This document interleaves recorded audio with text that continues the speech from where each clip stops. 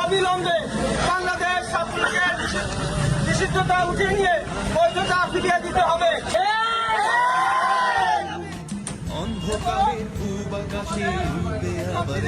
ছাত্রলীগের ভাই বোনদের যাদের শিক্ষার্থী বাতিল করে দেওয়া হয়েছে এদের ছাত্রতা ফিরিয়ে দিতে হবে।